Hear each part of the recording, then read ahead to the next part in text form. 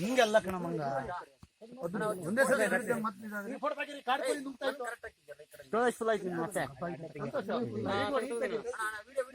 Photo ತೆಗಿಬೋದು ಅಷ್ಟಿನ್ನು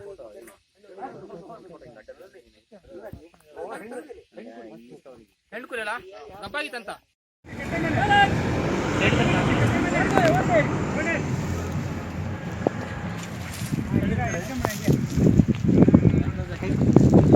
ನಾಗರಾವ್ ಆದ್ರೆ ಹಿಡಿಬೋದು, ಅದು ಹಿಡಿಯೋಕ್ಕಾಗಲ್ಲ, ಅದು ಹಿಂಗೆ ಹಾರುತ್ತೆ. ಹೆಬ್ಬಾವು ಅಂದರೆ ಬರೀ ಆ ಮನುಷ್ಯನ ನುಂಗುತ್ತಲ್ಲ ಅದೇ ಹೆಬ್ಬಾವು. ಅದು ಎಲ್ಲಿದೆ? ಅದು ಇಲ್ಲಿಲ್ಲ ಇದೆ. ನಾನು ಒಂದು ಮಾತ್ರ ಹಿಡಿದಿರೋದು. ಹಿಡಿದಿದ್ದೀನಿ ಸರ್. ಹೇಗೆ ಹಿಡಿದ್ರ? ಅದು ನಾನು ಹಿಡಿಯೋಕ್ಕೆ 1-2 ಗಂಟೆ ಹಿಡಿದಿತ್ತು. ಕುರಿ ನುಂಗಿತ್ತು.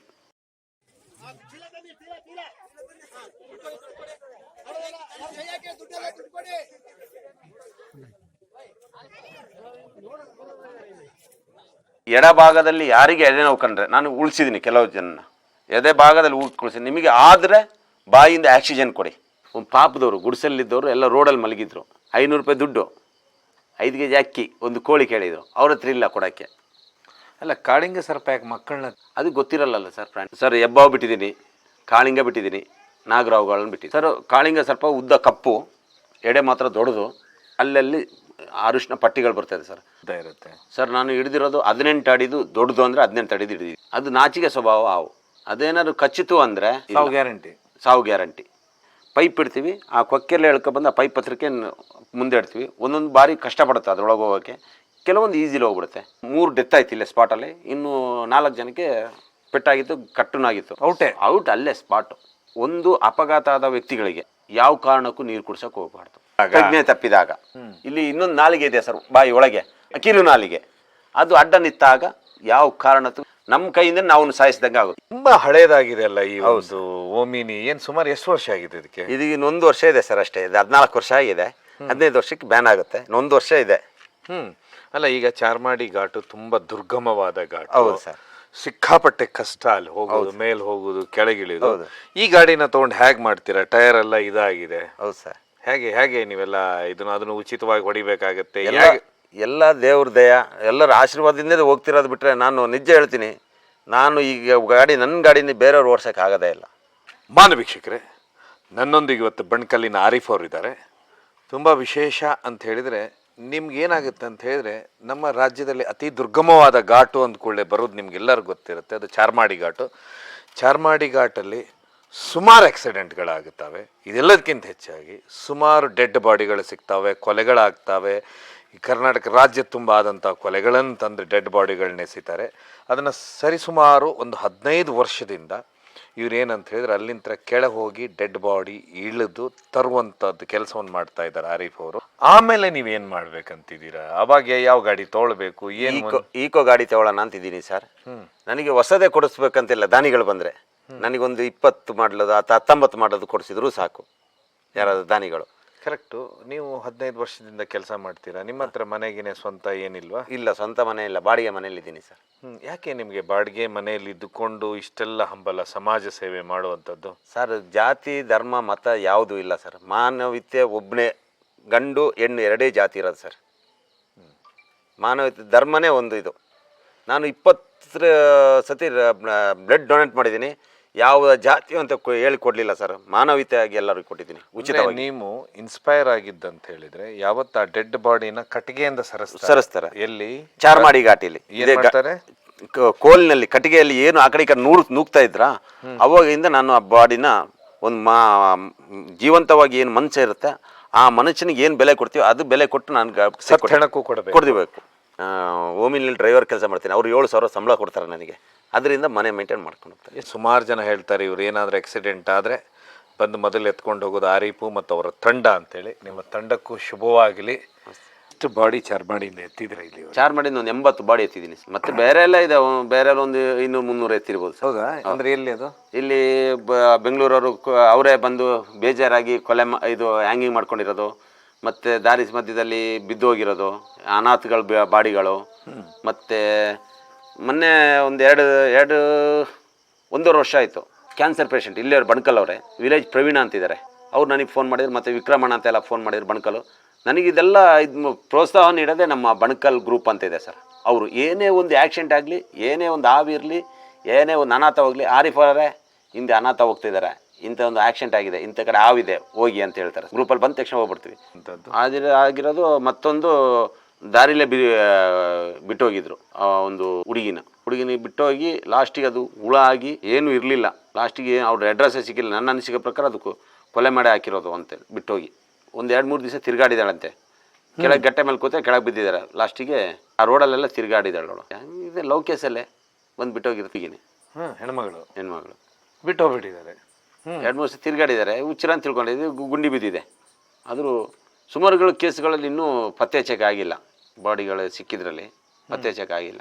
ಅಂದ್ರೆ ಈ ರೀತಿ 100 ಕೇಸ್ಗಳಿದಾವೆ. ಇದಾವೆ ಸರ್. ಚಾರ್ಮಾಡಿ ಅಂದ್ರೆ ಹೀಗೇನಾ? ಹೀಗೆ ಈಗ ಸ್ವಲ್ಪ ಎಷ್ಟೋ ಪರವಾಗಿಲ್ಲ ಸರ್. ಈಗ ಒಂದು 3-4 ವರ್ಷದಿಂದ ಕಾರಣ ಈಗ ಸ್ವಲ್ಪ ಸ್ಟ್ರಿಕ್ಟ್ ಆಗ್ತಾ ಇದೆ. ಗಾಡಿ ನಿಲ್ಲಿಸಿದ್ರೆ 112, ಈಗ ಘಾಟಿ ಉದ್ದಕ್ಕೆ 112 ತಿರುಗುತ್ತೆ. Highway petrol ತಿರುಗುತ್ತೆ. ಬಂಡ್ಕಲ್ ಪೊಲೀಸ್ನವರು ಹೋಗ್ತಾರೆ, ಬಾಳೂರು ಪೊಲೀಸ್ನವರು ಹೋಗ್ತಾರೆ. ಗಾಡಿಗಳು ನಿಂತರೆ ಸಾರ್ವಜನಿಕರು ವಿಚಾರಿಸ್ತಾರೆ ಏನು ಗಾಡಿ ನಿಂತಿದೆ ಅಂತೇಳಿ. ಮುಂಚೆ ಅವನ ಪಾಡಿಗೆ ಅವನಾಯಿತು. ಈಗ ಸ್ವಲ್ಪ ಹಂಗೆ ಆಗಿ ಸ್ವಲ್ಪ ಈಗ ನಾವು ಯಾಕಡೆ ಆಂಬ್ಯುಲೆನ್ಸಿಂದ ಹೋಗ್ತಿರ್ತೀವ ಅಥವಾ ಚಾರ್ಮಾಡಿ ಘಾಟಿಗೆ ಹಾವು ಬಿಡಕ್ಕೆ ಹೋಗ್ತಿರ್ತೀವ, ಬರೋತಿ ಗಾಡಿ ನಿಂತರೂ ಕೇಳ್ತೀವಿ ಏನು ಗಲಾಟೆ ಏನು ಅಂತೇಳಿ ಸ್ವಲ್ಪ ಎದುರಿಸಿ ಗಾಡಿಗಳನ್ನ ಹೋಗಿಸ್ತೀವಿ. ಹಾವು ಒಂದು ಕೂಡಲೇ ಏನಿದೆ ಈ ಘಾಟಲ್ಲಿ? ಯಾವ ಹಾವಿದೆ ಸರ್? ಹೆಬ್ಬಾವು ಬಿಟ್ಟಿದ್ದೀನಿ, ಕಾಳಿಂಗ ಬಿಟ್ಟಿದ್ದೀನಿ, ನಾಗರಾವುಗಳನ್ನ ಬಿಟ್ಟಿದ್ದೀನಿ ಸರ್. ಕಾಳಿಂಗ ಸ್ವಲ್ಪ ಉದ್ದ ಕಪ್ಪು, ಎಡೆ ಮಾತ್ರ ದೊಡ್ಡದು, ಅಲ್ಲಲ್ಲಿ ಅರಿಶಿನ ಪಟ್ಟಿಗಳು ಬರ್ತದೆ ಸರ್. ನಾನು ಆಗುಂಬೆ ಘಾಟಿಗೆ ಹೋಗಿದ್ದೆ ಸರ್. ನಾನು ನೋಡೋಕ್ಕೆ ಒಂದು 10 ವರ್ಷ ಮುಂಚೆ ಕಾಳಿಂಗ ನೋಡ್ಬೇಕಂತಲೇ ಹೋಗಿದ್ದೆ. ಈಗ ನೋಡಿದ್ರೆ ನಮ್ಮ ಮಲೆನಾಡಲ್ಲಿ ಭಾರಿ ಇದೆ ಸರ್. ಕಾರಣ ಯಾಕದು? ಅದು ಸ್ಪ್ರೆಡ್ ಆಯಿತು ಸರ್. ಸ್ಪ್ರೆಡ್ ಆದಮೇಲೆ ಎಲ್ಲ ಕಾಳಿಂಗ ಸರ್ಪ ಈ ಕಡೆ ಸ್ಟಾರ್ಟ್ ಆಗಿಬಿಟ್ಟಿದೆ. ಕೋಲ್ಡಿಗೆ ಅಂದರೆ ಕೋಲ್ಡ್ ಆಗುತ್ತಾ ಆಗೋದಿಲ್ಲ? ಆಗುತ್ತೆ, ಕೋಲ್ಡೇ ಆಗೋದು, ಬಿಸಿಲಾಗಲ್ಲ. ಅದಕ್ಕೆ ಸ್ಪ್ರೆಡ್ ಆಯಿತು. ಹೌದು. ಈಗ ಅದು ಯಾಕೆ ನೀವೇನು ಮಾಡ್ತೀರಾ ಹಿಡಿಬೇಕಂದಾಗ? ನಾವು ಫಾರೆಸ್ಟ್ನವ್ರನ್ನ ನಮಗೆ ಈಗ ಮನೆ ಹತ್ರ ಇದೆ ಅಂತ ಹೇಳಿದರೆ ನಾವು ಅರಣ್ಯಾಧಿಕಾರಿಗಳಿಗೆ ಫೋನ್ ಮಾಡ್ತೀವಿ. ಅರಣ್ಯಾಧಿಕಾರಿ ಸಮ್ಮುಖದಲ್ಲಿ ಹಿಡಿದು ಅವ್ರ ಸಮ್ಮುಖದಲ್ಲಿ ಚಾರ್ಮಾಡಿ ಘಾಟಿ ಬಿಟ್ಬಿಡ್ತೀವಿ. ಒಂದು ಕಾಳಿಂಗ ಸರ್ಪ ಅಂದರೆ ಎಷ್ಟು ಉದ್ದ ಇರುತ್ತೆ ಸರ್? ನಾನು ಹಿಡಿದಿರೋದು 18 ಅಡಿದು, ದೊಡ್ಡದು ಅಂದರೆ 18 ಅಡಿದು ಹಿಡಿದಿದ್ದು. ಒಂದು ವಿಷಯ ಹೇಳಿ ನನಗೆ, ವಿಷಕಾರಿ ಹೌದು ಅಲ್ಲದು? ಅಷ್ಟೇ ಪಾಪ ಅಷ್ಟೇ ವಿಷಕಾರಿ. ಹೌದಾ? ಹೌದು. ನಾಗರಾವಾದ್ರೂ ಹಿಡಿಬೋದು, ಅದನ್ನ ಹಿಡಿಯೋಕೆ ಆಗೋದಿಲ್ಲ. ಅಷ್ಟೇ ಪಾಪ ಅಂದರೆ ಏನು ಮಾಡೋದಿಲ್ಲ. ಅದೇನಾದರೂ ಅದಕ್ಕೆ ಪೆಟ್ಟು ಮಾಡಿದ್ರೆ ಮಾತ್ರ ಕಚ್ಚೋದು. ಅದು ನಾಚಿಕೆ ಸ್ವಭಾವ ಹಾವು. ಅದೇನಾದ್ರು ಕಚ್ಚಿತು ಅಂದರೆ ಸಾವು ಗ್ಯಾರಂಟಿ. ಬದುಕಲಿಕ್ಕೆ ಸಾಧ್ಯ ಇಲ್ಲ. ನಮ್ಮ ಮಸದಲ್ಲಿ ಪ್ರಫುಲ್ ಭಟ್ರು ಅದೇ ಕಚ್ಚಿ ತೀರೋಗಿದ್ದು. ಅವರು ಸುಮಾರು ಹಾವುಗಳನ್ನ ಹಿಡಿದ್ರು. ಬಟ್ ಅದು ಕಚ್ಚೋದೇ ಒಂದು ದಿವಸ ನೀವು ಹೇಗೆ ಹಿಡಿತೀರಾ? ಹೋಗಿ ಹಿಂದಿಂದ ಹಿಡಿತೀರಾ? ಯಾವ ಟ್ರಿಕ್ಕಲ್ಲಿ? ನಾವು ಈಗ ಬಾಲದಲ್ಲಿ ಹೋಗಿ ಹಿಡಿತೀವಿ ಸರ್. ಕೊಕ್ಕೆಯಲ್ಲಿ ಇಳಿದು ಹಿಡಿತೀವಿ. ಇಲ್ಲಿ ಒಂದು ಇದನ್ನ ಇಡ್ತೀವಿ ನಾವು, ಪೈಪನ್ನಿಟ್ಟು ಮುಂಚೆ ನಾವು ಹಿಡಿದು ಬಿಡ್ತಾಯಿತ್ತು. ಅವಾಗ ಫಾರೆಸ್ಟ್ ಅರಣ್ಯಾಧಿಕಾರಿಗಳ ಒಂದು ಟ್ರೈನಿಂಗ್ ಕೊಟ್ಟ ಮೇಲೆ ಪೈಪ್ ಇಡ್ತೀವಿ. ಆ ಕೊಕ್ಕೆಲ್ಲ ಎಳ್ಕೊಬಂದು ಆ ಪೈಪ್ ಹತ್ರಕ್ಕೆ ಮುಂದೆ ಇಡ್ತೀವಿ. ಒಂದೊಂದು ಬಾರಿ ಕಷ್ಟಪಡುತ್ತೆ ಅದರೊಳಗೆ ಹೋಗೋಕ್ಕೆ, ಕೆಲವೊಂದು ಈಸಿಲಿ ಹೋಗ್ಬಿಡುತ್ತೆ. ಹೋದ ತಕ್ಷಣ ಅಲ್ಲಿ ನಾವು ಚೀಲ ಮಾಡಿರ್ತೀವಿ, ಚೀಲ ಕಟ್ಕೊಂಡು ತಗೊಂಡು ಘಾಟಿಲಿ 18 ಅಡಿನೂ ಒಂದು ಪೈಪ್ ಒಳಗೆ ಹೋಗ್ಬಿಡುತ್ತೆ. ತಿನ್ನೋದು ಆಹಾರ ವಸ್ತು ತಿನ್ನೋದು ಸರ್. ಅದೇ ಕಾಳಿಂಗನ ಮರಿಗಳನ್ನು ತಿಂತದೆ, ನಾಗರಾವನ್ನು ತಿನ್ನುತ್ತೆ, ಕೆರೆ ಹಾವುಗಳನ್ನು ತಿನ್ನುತ್ತೆ, ಚಿಕ್ಕ ಚಿಕ್ಕ ಪಕ್ಷಿ ಪ್ರಾಣಿಗಳನ್ನು ಸಿಗುತ್ತೆ. ಹಿಂಗೆ ಕಾಳಿಂಗನೇ ತಿನ್ನುತ್ತೆ. ಅದಕ್ಕೆ ಆಹಾರನೇ ಅದು ಸರ್. ಹೌದು ಸರ್. ಹೇಳ್ತೀರಾ? ಹೌದು. ಕೆರೆ ಹಾವನ್ನು ತಿನ್ನುತ್ತೆ, ಅದು ನಾಗರಾವನ್ನು ತಿನ್ನುತ್ತೆ, ಚಿಕ್ಕ ಚಿಕ್ಕ ಪಕ್ಷಿ ಪ್ರಾಣಿಗಳನ್ನು ತಿನ್ನುತ್ತೆ. ಅಲ್ಲ, ಕಾಳಿಂಗ ಸರ್ಪ ಯಾಕೆ ಮಕ್ಕಳನ್ನ ತಿನ್ನುತ್ತೆ? ಅದು ಗೊತ್ತಿರಲ್ಲ ಸರ್. ಪ್ರಾಣಿ ಅದರದೇ ಮಗು ಅಂತೇಳಿ. ಅದರದೇ ಮಗು ತಿನ್ನುತ್ತೆ, ಅದು ಒಟ್ಟು ಸಿಕ್ಕಿದ್ದು ತಿನ್ನೋದು ಅದು ಅಂತ ಗೊತ್ತಾಗಲ್ಲ ಅದಕ್ಕೆ. ಹೊಟ್ಟೆ ಹಸ್ದಾಗ ಅದಕ್ಕೆ ತಿನ್ನಬೇಕು. ಹಂಗೆ ಅದು ಕರಗಿಸೋದು ಒಳಗೆ ಹೇಗೆಲ್ಲ ಅದು ಸರ್? ಅದು ನಾನು ಅಂತೂ ನೋಡಲಿಲ್ಲ ಕರಗಿಸೋದು. ಈ ನಮ್ಮ ಟ್ರೈನಿಂಗಲ್ಲಿ ಹೇಳಿದರೆ ಅದು ಬೇರು ಸುತ್ತ ಬರುತ್ತೆ ಅಂತೇಳಿ. ಯಾವುದಾದ್ರು ಮರ ಅಥವಾ ಬೇರು ಸುತ್ತ ಬಂದಾಗ ಪುಡಿ ಮಾಡ್ಕೊಂಡು ಇದು ಮಾಡುತ್ತೆ ಅಂತ ಅಷ್ಟೇ. ಹೌದು. ಒಳಗೆ ಆ ಪ್ರಾಣಿ ಪುಡಿ ಆಗ್ಬಿಡುತ್ತೆ. 18 ಅಡಿ ಅಂದರೆ ಒಂದು ಮನುಷ್ಯ ನುಂಗೋ ಶಕ್ತಿ ಇದೆ ಅಂತ ಆಯ್ತಲ್ಲ? ಅಲ್ಲಿ ಇಲ್ಲಲ್ಲ? ಇಲ್ಲ, ಅಷ್ಟು ದೊಡ್ಡ ಇದೇನಿಲ್ಲ. ಆದ್ರೂ ಇದಾಗುತ್ತೆ. ಪ್ರಾಣಿಗಳನ್ನ ನುಂಗ್ತದೆ. ಹೆಬ್ಬಾವಾದ್ರೂ ನುಂಗ್ತದೆ. ಯಾವ್ದಿದೆ ಹೆಬ್ಬಾವ್ ಅಂದರೆ? ಹೆಬ್ಬಾವ್ ಅಂದರೆ ಬರೀ ಅದು ಕಚ್ಚುತ್ತೆ, ನಂಜು. ಅಲ್ಲೊಬ್ರು ಕಾಕತಿರೋದ್ರು ಹೆಬ್ಬಾವ್ ಅಂತ ಹಿಡಿದು, ಆಟೋಮೊಬೈಲ್ಸ್ ಅಂಗಡಿ ಹಿಡ್ಕೊಂಡು ಅವರು ಹೆಬ್ಬಾವ್ ಅಂತ ಹಿಡಿಯಕ್ಕೆ ಹೋಗಿರೋದು. ಅವನು ಕಚ್ಕೊಂಡು ಉಳಿದ್ರು ಮಾತ್ರ ಭಾರಿ ಖರ್ಚು ಮಾಡಿದ್ರು, ಲಕ್ಷಾನುಗಟ್ಟಲೆ. ಅಂದರೆ ಏನದು ಏನಾಗುತ್ತೆ? ಅದು ಕೊಳಕ್ ಮಂಡಲ ಕಳೆದ್ರೆ ಕೊಳಿತಾ ಹೋಗುತ್ತೆ ಸರ್. ಅದು ಭಾರಿ ಡೇಂಜರು. ಅದನ್ನು ಆದಷ್ಟು ಸೂಕ್ಷ್ಮವಾಗಿ ಹಿಡಿಬೇಕು. ನಾಗರಾವಾದ್ರೂ ಹಿಡಿಬೋದು, ಅದನ್ನ ಹಿಡಿಯೋಕ್ಕಾಗಲ್ಲ. ಅದು ಹಿಂಗೆ ಆರುತ್ತೆ, ಇದು ಕೊಳಕ್ ಮಂಡಲ ಆರುತ್ತೆ. ಮತ್ತು ಅದು ಒಮ್ಮೆ ಕಳೆದು ಬಿಟ್ಟರೆ ಮುಗಿದೋಯ್ತು, ಕೊಳೆಯೋದೇ ಅದು. ಮತ್ತು ಅವ್ರು ಹೇಗೆ ಬದುಕಿದ್ರು? ಅವರು ಆಯುರ್ವೇದಿಕ್ ಮಾಡಿದ್ದು.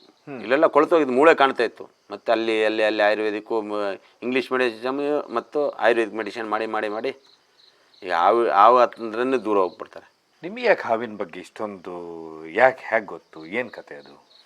ನಮ್ಮ ತಂದೆ ಆಯುರ್ವೇದಿಕ್ ಪಂಡಿತರು. ಹಾವು ಕಚ್ಚಿದಕ್ಕೆಲ್ಲ ಔಷಧಿ ಕೊಡೋರು ಅವಾಗ. ಮತ್ತು ಹಾವು ಬಂದರೆ ಫೋನ್ ಮಾಡಿದ್ರೆ ಓಡಿಸೋರು. ಒಂದು ದಿವಸ ಮಂಗಳೂರು ನೆಂಟರ ಮನೆಗೆ ಹೋಗೋತ್ತಿಗೆ ಒಂದು ಪಾಪದವರು ಗುಡಿಸಲ್ಲಿದ್ದವರು ಎಲ್ಲ ರೋಡಲ್ಲಿ ಮಲಗಿದ್ರು. ನಾವು ರಾತ್ರಿ ಹೋಗಿದ್ದು, ಅವಾಗ ವೆಹಿಕಲ್ಗಳು ಕಮ್ಮಿ, ರಾತ್ರಿ ನಡ್ಕೊಂಡು ಹೋಗ್ತಿರೋತ್ತಿಗೆ ಹಿಂಗೆ ಏನು ಅಂತ ಕೇಳಿದಾಗ ಆ ವಿಡಿಯೋರು ಅವಾಗಿದ್ದರು. 500 ರೂಪಾಯಿ ದುಡ್ಡು, 5 ಕೆಜಿ ಅಕ್ಕಿ, ಒಂದು ಕೋಳಿ ಕೇಳಿದರು. ಅವ್ರ ಹತ್ರ ಇಲ್ಲ ಕೊಡೋಕ್ಕೆ. ಅವಾಗ ನಾನು ಹೇಳಿದೆ, ಏನೋ ನಾನು ಒಂದು 50-100 ಕೊಡ್ತೀನಪ್ಪ ಅಂತ ಹೇಳಿದೆ. ಅದು ನೀನು ಹಿಡಿಯಪ್ಪ, ನೀನು ತಾಕತ್ತಿದ್ದು ಹಿಡಿಯ ಅಂದರು. ನಮ್ಮ ತಂದೆಗೆ ನಾನು ಫೋನ್ ಮಾಡಿದೆ ಹಿಂಗೆ ಇದೆ ಅಂತೇಳಿ. ಆಯ್ತು ಜಾಗ್ರತೆಯಲ್ಲಿ ಹಿಡಿಯಪ್ಪ ಅಂದರು. ಅವತ್ತಿಂದ ಹಿಡಿದಿದ್ರೆ ಅದೇ ಅಭ್ಯಾಸ ಆಗಿಬಿಟ್ಟಿದೆ. ಹಿಡಿದು ಬಿಟ್ರೆ ನೀವು? ಹಿಡಿದು ಬಿಟ್ಟೆ ಸರ್, ಕಾಡಿಗೆ ಬಿಟ್ಟೆ. ಕರೆಕ್ಟು. ಈಗ ನಾನೊಂದು ಕೇಳೋದಂತ ಹೇಳಿದ್ರೆ, ನೀವು ಹಾವು ಹಿಡಿತೀರ, ಹಾವಿನ ಪ್ರಿಯರ? ಹಾವಿನ ಯಾವತ್ತು ಹಾವಿಗೆ ಗಾಯ ಮಾಡಿದಂಥವ್ರ? ಇಲ್ಲ, ಹಾವಿಗೆ ಗಾಯ ನಾನು ಹಾವು ಸಾಯಿಸ್ತೀನಿ ಅಂದರೂ ನಾನು ಅವ್ರ ಮನೆಗೆ ಹೋಗಲ್ಲ. ಹಾವಿಗೆ ಯಾವತ್ತೂ ಸಾಯಿಸ್ಬಾರ್ದು. ಅವು ಬೈ ಮಿಸ್ಸಾಗಿ ಬಂದುಬಿಡುತ್ತೆ. ಮೈ ಮಿಸ್ಸಾಗಿ ಅದು ಆಹಾರ ಆರಿಸ್ಕೊಂಡು ಮನೆ ಒಳಗೆ ಬಂದುಬಿಡುತ್ತೆ. ಅದಕ್ಕೇನೋ ಪೆಟ್ಟು ಮಾಡಿದ್ರೆ ಮಾತ್ರ ಕಚ್ಚೋದು, ಕಚ್ಚಲ್ಲ. ನನಗೇನಾದರೂ ಯಾರಾದರೂ ಹೊಡೆದ್ರೆ ಸರ್ ನಾನು ಹೊಡೆಯೋದು, ಇನ್ನು ನಾನು ಏನಕ್ಕೆ ಹೊಡೀನಿ, ಎಲ್ಲ ನಾನು ಹುಚ್ಚನಾಗಿರಬೇಕು. ಅದಕ್ಕೇನಾದ್ರು ತೊಂದರೆ ಮಾಡಿದ್ರೆ ಮಾತ್ರ ಹಾವು ಕಚ್ಚೋದು, ಇಲ್ಲದ್ರೆ ಕಚ್ಚೋದಿಲ್ಲ. ಈಗ ನಾವು ಈಗ ಹೋಗ್ತಾ ಇರ್ತೀವಿ, ಹಾವಂತ ಗೊತ್ತಿಲ್ಲ, ಕಾಲ ಇಟ್ಬಿಡ್ತೀವಿ, ಅದು ನಮಗೆ ಕಚ್ಚಿಬಿಡುತ್ತೆ. ಆಕಸ್ಮಿಕ ಕಚ್ಚೋದದು, ನಾವು ಆಕಸ್ಮಿಕ ಕಾಲಿಟ್ಟಿಬಿಡ್ತೀವಿ. ಮತ್ತು ಒಂದು ಹಾವು ಕಚ್ಚಿದಾಗ ಯಾರಿಗೂ ಸಹ ಹೆದರಬಾರ್ದು. ಎದುರೇ ಹಾರ್ಟ್ ಅಟ್ಯಾಕ್ ಆಗಿ ತೀರೋಗೋದು. ಉದಾಹರಣೆ, ನಾವು ಕೆಲವು ಜನ ಹಾವು ಕಚ್ಚಿದವ್ರಿಗೆ ಏನು ಹೇಳ್ತೀನಿ ಗೊತ್ತಾ, ಏನೂ ಆಗಿಲ್ಲಪ್ಪ, ಸ್ವಲ್ಪ ಪೆಟ್ಟಾಗಿರೋದು ಅಷ್ಟೇ, ಅದು ಏನಾಗಿಲ್ಲ, ಅದು ಹಾವು ಅಲ್ಲ ಬೇರೆ ಹಾವು ಅಂತೇಳಿ. ನಾಗರಾವು ಕಚ್ಚಿದೆ ಅಂತ ಗೊತ್ತಾದ್ರೆ ಅವನು ಹಾರ್ಟ್ ಅಟ್ಯಾಕ್ ಆಗಿ ತೀರೋಗ್ತಾನೆ. ಒಂದು ಅಪಘಾತ ಆದಾಗ ಆ ವ್ಯಕ್ತಿ ನನಗೇನಾಗಿದೆ ಅಂತ ಕೇಳ್ತಾರೆ, ಮೂಳೆ ಮುರಿದಿರುತ್ತೆ ಸರ್ ಒಬ್ಬೊಬ್ರದ್ದು. ನಾನು ಹೇಳ್ತೀನಿ, ಮೂಳೆ ಮುರಿದಿಲ್ಲ, ಚಕ್ಳ ಹೋಗಿದೆ ಅಂತೇಳಿ. ಅವಾಗ ಅವು ಏನು ಮಾಡ್ತಾನೆ ಅಂದರೆ, ನನ್ನ ಚಕ್ಳ ಹೋಗಿರೋದಲ್ಲ ಅಂತೇಳಿ. ಮೂಳೆ ಮುರಿದೆ, ನನ್ನ ಮೂಳೆ ಮುರಿದಿದೆ, ಕೈ ಕಟ್ಟಾಗಿದೆ, ನನಗೆ ಇನ್ನು ಜೀವನ ಇಲ್ಲ ಅಂತ ಹಾರ್ಟ್ ಅಟ್ಯಾಕ್ ಆಗಿ ತೀರೋಗ್ತಾರೆ. ಯಾವುದಾದ್ರೂ ಒಂದು ಕೇಸ್ ನೋಡಿದ್ದು ನೆನಪಿದೆ? ನೆನಪಿದೆ ಸರ್. ಇಲ್ಲೇ ಆಗಿರೋದು, ಇದು ಹುಬ್ಳಿ ಕಡೆ ಇರೋದು. ಓಮಿನಿ ಕಾರು ಮತ್ತು KEB ಲಾರಿ ಆ್ಯಕ್ಸಿಡೆಂಟ್ ಆಗಿತ್ತು. ಆ್ಯಕ್ಸಿಡೆಂಟ್ ಆದಾಗ 3 ಡೆತ್ ಆಯ್ತು ಇಲ್ಲೇ ಸ್ಪಾಟಲ್ಲಿ. ಇನ್ನೂ 4 ಜನಕ್ಕೆ ಪೆಟ್ಟಾಗಿತ್ತು, ಕಟ್ಟುನೂ ಆಗಿತ್ತು. ನಾನು ಅವ್ರಿಗೆ ಹೇಳಿದ್ದೆ, ಏನು ಅಲ್ಲೇ ಬಿದ್ದುಬಿಟ್ರೆ? ಔಟ್ ಅಲ್ಲೇ ಸ್ಪಾಟು. ಉಳಿದವ್ರಿಗೆ ನಾವೇನಂತು ಏನೂ ಆಗಿಲ್ಲ, ಚೂರು ಕೈ ಚಕ್ಲ ಜರೋದು. ಅವ್ರು ಚೆನ್ನಾಗಿದ್ದಾರೆ ಅಂದು, ಉಳಿದವ್ರು ಚೆನ್ನಾಗಿದ್ದಾರೆ, ನಿಮಗೆ ಮಾತ್ರ ಚಕ್ಲ ಮಾತ್ರ ಹೋಗಿರೋದು. ಎಲ್ಲರಿಗೂ ಅಷ್ಟೇ ಹಂಗೆ ಹೇಳಿರೋದು. ಎಲ್ಲ ಮಂಗಳೂರು ತಗೊಂಡು ಸೇರಿಸಿದ ಮೇಲೆ ಮತ್ತೆ ಅವ್ರು ಡಿಸ್ಚಾರ್ಜ್ ಆದಮೇಲೆ, ಅಲ್ಲರೂ ಅವತ್ತು ನೀವು ಹಂಗೆ ಹೇಳಿದ್ರೆ, ಹಂಗೆ ಹೇಳಿಲ್ಲ ಅಂದರೆ ನೀವು ಹಾರ್ಟ್ ಅಟ್ಯಾಕ್ ಆಗಿ ತೀರೋಗಿರೋದು. ಅದೌದು ಅಂತ ಹೇಳ್ತಾರೆ. ಮತ್ತು ಒಂದು ಅಪಘಾತ ಆದ ವ್ಯಕ್ತಿಗಳಿಗೆ ಅವನು ಅನ್ಕಾನ್ಷಿಯಸ್ ಆದಾಗ ಯಾವ ಕಾರಣಕ್ಕೂ ನೀರು ಕುಡ್ಸೋಕೆ ಹೋಗಬಾರ್ದು, ಪ್ರಜ್ಞೆ ತಪ್ಪಿದಾಗ. ಯಾಕೆ ಅಂದರೆ ಅವನಿಗೆ ನೀರು ಕುಡಿಬೇಕಂತ ಗೊತ್ತಾಗೋದಿಲ್ಲ. ಕೆಲವು ಜನ ಏನು ಮಾಡ್ತಾರೆ ಗೊತ್ತಾ, ಅವ್ನು ಬಿದ್ದ, ಅವನಿಗೆ ನೀರು ಕುಡಿ, ನಮಗೆ ನೆಮ್ಮದಿ, ಅವ್ನು ನೀರು ಕುಡ್ದ, ಅವನು ನನಗೊಂದು ಇದಾಗಿತ್ತು ಅಂತೇಳಿ ಯಾವತ್ತೂ ಕೊಡಬೇಡಿ. ನಾವು ಅದಕ್ಕೆ ಹೊಣೆಗಾರ ನಾವು ಆಗ್ತೀವಿ ಸರ್, ನೀರು ಕೊಟ್ಟವರು. ಅವ್ನು ನೀರು ಕೇಳಿದರೆ ಮಾತ್ರ ಕೊಡಬೇಕು, ಬಿಟ್ಟರೆ ಪ್ರಜ್ಞೆ ತಪ್ಪಿದಾಗ ಯಾವ ಮನುಷ್ಯನಿಗೂ ನೀರು ಕೊಡಬಾರ್ದು. ಕಾರಣ ಅದು ನೀರಲ್ಲಿ ಇಲ್ಲಿ ಜಾಮ್ ಆಗಿಬಿಡುತ್ತೆ, ಗುಡುಕಲ್ಲ, ನಾಲಿಗೆ ಅಡ್ಡ ಹೋಗ್ಬಿಡುತ್ತೆ. ಇಲ್ಲಿ ಇನ್ನೊಂದು ನಾಲಿಗೆ ಇದೆ ಸರ್ ಬಾಯಿ ಒಳಗೆ, ಕಿರು ನಾಲಿಗೆ, ಅದು ಅಡ್ಡ ನಿಂತಾಗ ಯಾವ ಕಾರಣಕ್ಕೂ ನೀರು ನುಂಗಕ್ಕಾಗೋದಿಲ್ಲ. ಅವ್ರಿಗೆ ಉಸಿರು ಕಟ್ಟಕ್ಕೆ ಸತ್ತೋಗ್ಬಿಡ್ತಾನೆ. ನಮ್ಮ ಕೈಯಿಂದ ನಾವು ಸಾಯಿಸಿದಂಗೆ ಆಗುತ್ತೆ. ನೀರು ಕುಡಿಸೋದು ದಯಮಾಡಿ ನಾವು ಎಲ್ಲರೂ, ಯಾರೇ ಅಣ್ಣ ತಮ್ಮದಿರಲಿ, ತಾಯಂದಿರಲಿ, ಅಕ್ಕಂದಿರಲಿ, ಯಾರು ಅಷ್ಟೇ, ಯಾವ ಡಿಪಾರ್ಟ್ಮೆಂಟ್ ಆಗಲಿ, ನೀರಂತೂ ಕುಡ್ಸೋಕೆ ಹೋಗಬೇಡಿ. ನೀರು ಕುಡಿಸಿದ್ರೇ ಹೋದಂಗೆ ಲೆಕ್ಕ. ನಮ್ಮಿಂದನೇ ಅವ್ನ ಪ್ರಾಣ ಹೋಯ್ತು ಅಂತಲೇ ಲೆಕ್ಕ. ಬಂದ ತಕ್ಷಣ ನೀರು ತಗೊಂಡು ಬಾ ಕುಡಿಸೋದೆ. ಅವ್ನು ನೀರು ಕುಡಿದು ಸತ್ತೋದ ಅಂತೇಳಿ, ಇವ್ರ ಕೈಯಿಂದ ಸತ್ತೋದ, ಅವನು ನೀರು ಕುಡಿದು ಸತ್ತೋಗಿಲ್ಲ. ಎದೆ ನೋವು ಎಡಭಾಗದಲ್ಲಿ ಯಾರಿಗೆ ಎದೆ ನೋವು ಕಂಡ್ರೆ, ನಾನು ಉಳಿಸಿದ್ದೀನಿ ಕೆಲವು ಜನ ಎದೆ ಭಾಗದಲ್ಲಿ ಉಳಿಸಿ. ನಿಮಗೆ ಆದರೆ ಬಾಯಿಯಿಂದ ಆಕ್ಸಿಜನ್ ಕೊಡಿ, ಬಾಯಿಯಿಂದ ಕೊಟ್ಟು ಊದಿ. ಇಲ್ಲಿಗೆ ಈ ಕೈ ಇಟ್ಟು ಹಿಂಗೆ ಪುಷ್ ಮಾಡಿ, ಎಡಭಾಗನೇ ಪುಷ್ ಮಾಡಬೇಕು, ಬಲಭಾಗ ಅಲ್ಲ. ಹಾರ್ಟ್ ಬರೋದು ಇಲ್ಲಿ ಎಡಭಾಗದಲ್ಲಿ ಪುಷ್ ಮಾಡಬೇಕು. ಪುಷ್ ಮಾಡಿದಾಗ ಅವ್ನು ಕಣ್ಣು ಇದು ಮಾಡಿದ ತಕ್ಷಣ ಬೇಗ ಆಸ್ಪತ್ರೆ ಸೇರಿಸ್ಬೇಕು. ಕಣ್ಣು ಹಾಕಿದ ತಕ್ಷಣ ಅವನಿಗೂ ನೀರು ಕುಡಿಸ್ಬಾರ್ದು, ಅಲ್ಲಿ ಕಿರುನಾಲಿಗೆ ಅಡ್ಡ ಬಂದಿರುತ್ತೆ. ಪ್ರಜ್ಞೆ ತಪ್ಪಿದಾಗ ಈ ಕೇಸುಗಳನ್ನು ನೀವು ನೋಡಿದ್ದು, ನೀರು ಕುಡಿದು ಸತ್ತಿದ್ದು ಯಾವತ್ತಾದ್ರೂ ಇದೆ ಸರ್? ಹೇಳ್ಬೋದು ಒಂದು? ಇದೇ ನಮ್ಮ ಇದರಲ್ಲಿ ನಾವು ಎಲ್ಲಿ ಮಂಗಳೂರಿಗೆ ಆಂಬುಲೆನ್ಸಲ್ಲಿ ಹೋಗ್ತಿದ್ದಾಗ ಕರೆಕ್ಟಾಗಿ ಸೋಮಂದಡ್ಕದಿಂದ ಚೂರು ಮುಂದೆ ಒಂದು ಅಪಘಾತ ಆಗಿತ್ತು. ನಾನು ಹೇಳ್ತಾ ಇದ್ದೀನಿ, ನಾನು ಪೇಷಂಟ್ ಕರ್ಕೊಂಡು ಹೋಗಿ, ಕೊಡಬೇಡಿ ನೀರು, ಕೊಡಬೇಡಿ ಅವನು ಅಂತ. ಇಲ್ಲ ನನ್ನ ಹೇಳಿದ ಮಾತು ಕೇಳಲಿಲ್ಲ ಸರ್. ನೀವು ಡ್ರೈವಿಂಗ್ ಮಾಡ್ತಾ ಇದ್ದೀರಾ? ಡ್ರೈವಿಂಗ್ ಮಾಡಿ ನಾನು ನಿಲ್ಲಿಸಿದ್ದೀನಿ, ಗಾಡಿ ಆಕ್ಸಿಡೆಂಟ್ ಆಗಿತ್ತು. ಈ ಪೇಷಂಟ್ ಇತ್ತು, ಇನ್ನೊಂದು ಪೇಷಂಟನ್ನ ಸೈಡ್ ಕೆಳಗೆ ಮಲಗಿಸ್ಕೊಂಡಿದ್ದೀನಿ, ಆಯಿತಾ. ಅವ್ರು ಏನು ಮಾಡಿದ್ರು ಅಂದ್ರೆ, ಇನ್ನೊಬ್ಬನಿಗೆ ಚೆನ್ನಾಗಿದ್ದವನಿಗೆ ಅನ್ಕಾನ್ಷಿಯಸ್ ಆಗಿದ್ದ, ಉಸಿರಾಟ ಎಲ್ಲ ಇದೆ. ನೀವು ಹೇಳಿದ್ರೆ ಏನು ಹೇಳಿದ್ರು ಅದು ನೋಡಿ? ನಾನು ಹೇಳಿದ್ ನೀರು ಕುಡಿಸ್ಬೇಡಿ, ಅವ್ನು ನೀರು ಕೇಳಿದ್ರೆ ಮಾತ್ರ ಕೊಡಿ, ಇಲ್ಲರೂ ಕೊಡಬೇಡಿ ಅಂತೇಳಿ. ಅವ್ರು ನನ್ನ ಮಾತು ಕೇಳಲಿಲ್ಲ, ಕುಡಿಸೇ ಬಿಟ್ರು. ಆವಾಗಲೇ ಒದ್ದಾಡಿ, ಆವಾಗಲೇ. ಇಲ್ಲಾದರೆ ಅವ್ನು ಬದುಕ್ತಿದ್ದ. ಒದ್ದಾಡೋದಂದ್ರೆ ಇಲ್ಲಿ ಲಾಕ್ ಆಗಿಬಿಡುತ್ತೆ, ಉಸಿರಾಡೋಕ್ಕಾಗೋದಿಲ್ಲ. ಒಮ್ಮೆ ಯಾವತ್ತಾದರೂ ಚಾರ್ಮಾಡಿ ಘಾಟಲ್ಲಿ ಅತಿ ಹೆಚ್ಚು ಮಳೆ ಆಗುತ್ತೆ. ಮಳೆ ಆದಾಗ ನೀವು ಇಳಿದಿದ್ದು ಇದಾಗಿದ್ದು ನೆನಪಿತ್ತು? ಇಳಿದಿದ್ದು ಮಳೆ ಭಯಂಕರ ಬೀಳೋದು ಮಳೆ. ಭಯಂಕರ ಮಳೆ ಬಿದ್ದಾಗ ಒಂದು ಇದ್ರದ್ದು ಗಾಡಿ ಬಿದ್ದಿತ್ತು ಸರ್, ಲಾರಿ. ಯೂ ಟರ್ನ್ ಮುಂದೆ ಹೋದಾಗ ಫೋಟೋ ತೆಗಿತೀರ ಅಂತ ಹೇಳಿದ್ನಲ್ಲ, ಬಾಡಿ ತೆಗ್ದಂತ ಅಲ್ಲೊಂದು ಲಾರಿ ಬಿದ್ದಿತ್ತು. ಆವಾಗ ಲಾರಿ ಡ್ರೈವರ್ನ ಕೆಳಗಿಂದ ತಂದಿದ್ವಿ, ನೀರಿನ ಗಾಡಿ. ಏನು ಮಳೆ, ವಿಪರೀತ ಮಳೆ. ಅವನಿಗೆ ಬರ್ಲಿಕ್ಕೆ ಆಗಲಿಲ್ಲ, ನಾವು ಹೋಗಿ ಕರ್ಕೊಬಂದು ನಡ್ಕೊಂಡೆ ಬಂದು. ಅವನು ಏನೂ ಆಗಿರಲಿಲ್ಲ ದೇವರದಿಂದ. ಏಕೆ ಅಷ್ಟು ಕೆಳಗೆ ಬಿದ್ದರು? ಏನೂ ಆಗಿಲ್ಲ. ಎಲ್ಲ ದೇವರ ಒಂದು ಮಹಿಮೆ ಇದೆ ಸರ್. ಅವ್ರವ್ರು ನಂಬಿದೊಂದು ದೇವ್ರ ಮಹಿಮೆ, ಅಥವಾ ಅವ್ರ ಅಪ್ಪ ಅಮ್ಮ ಏನೋ ಒಳ್ಳೇದು ಮಾಡಿರ್ತಾರೆ, ಅದರಿಂದ ಕೆಲವು ಜನ ಬರ್ತಾರೆ. ಅಂಥದ್ದು ಯಾವುದು ನಿಮ್ಗೆ ಅನಿಸಿದ್ದು? ಯಾವ ಪುತ್ತೂರಿನ ಒಂದು ಲಾರಿ ಬಿದ್ದಿತ್ತು. ಆ ರೀತಿ ಕೇಸ್ ನೋಡಿದಾಗ ನಿಮ್ಗೆ ಯಾವ್ದು ಅನಿಸಿದ್ದೆ ನಿಮ್ಗೆ ಹಾಗೆ? ಅಂದ್ರೆ ಸರ್ ಏನು ಪೆಟ್ಟಾಗ್ದೆಲ್ಲ ಬಂದಿರ್ತಾರಲ್ಲ ಸರ್ ಅಲ್ಲಿಂದ. ಅದೇ ಆ ರೀತಿ ಕೇಸ್ ನೆನಪಿದ್ದೇನೆ ಯಾವ್ದಾದ್ರು? ಅದೇ ಒಂದು ಲಾರಿ ಬಿದ್ದಿರೋದು, ಅದು ಬಿಟ್ಟರೆ ಬೇರೆ ಏನಿಲ್ಲ. ಬೇರೆ ಬೇರೆ